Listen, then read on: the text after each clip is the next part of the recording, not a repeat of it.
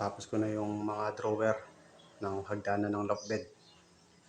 Dumating na din yung handle. Naikabit ko na. Bali, ang kulang na lang yung pinaka-sliding. Medyo mali yung na-order ko sa online kaya hahanap muna uli ako. Pero ayan, kompleto na yung drawer niya. Yung handle niya, hindi ko na inilubog. Ayan. Ayan. Kasi isipin nyo, mas maganda sana kung ito nakabaon dito. Hindi ko na nalubog. Ala kong pang-uka. Ayan. Kaya kita nyo nakapatong lang siya rito. Ayan. Ang maganda talagang kabit nito, nakalubog siya. Iuuka mo siya rito. Kaso wala akong tools. Ayan. Kaya pwede na rin yan. Ayan, nakikabit na natin.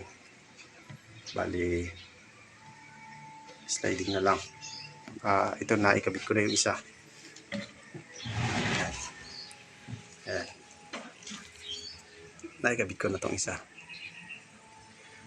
So, hahanap pa ako ng ganito. Kasi yung na-order ko sa online, iba. Yung may mga bearing talaga. Medyo mas mahal ng kaunti rito. Ito.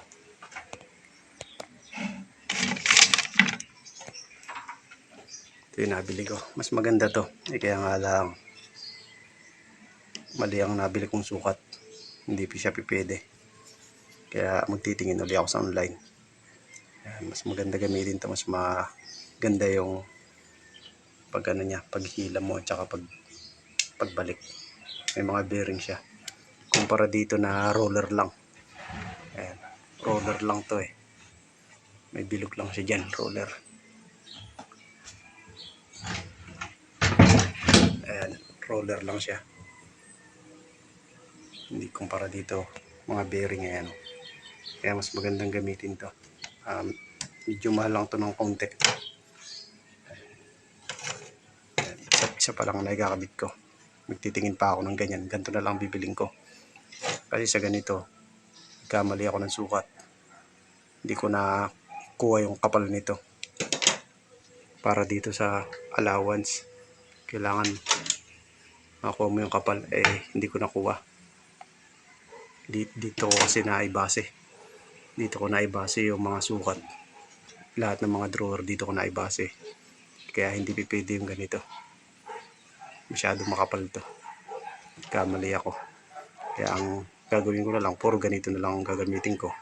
So hahanap pa ako ng mga sukat kung haba. So isa pa lang ang tapos natin. So yun na lang ang kulang niyan.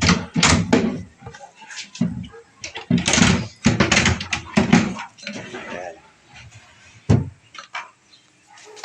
Basta isa lang ang tapos. Itong dalawa na to mahaba to. Haba yan. Kaya kailangan mahaba. Haba ang hahanapin kong sliding yan.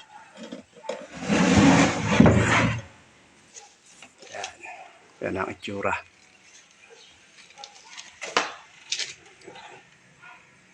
Tapos na rin.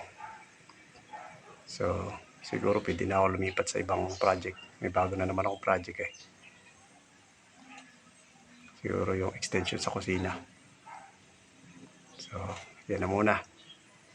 Saka na yung mga pintura, ang mga masilya, saka na.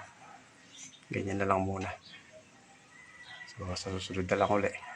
Papakita ko sa inyo kapag naikabit ko na yung mga sliding.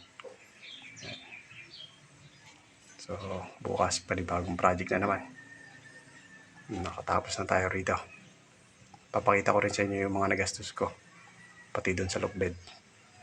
Yan. Para may idea kayo kung magkano. So, susunod na lang ulit. Salamat.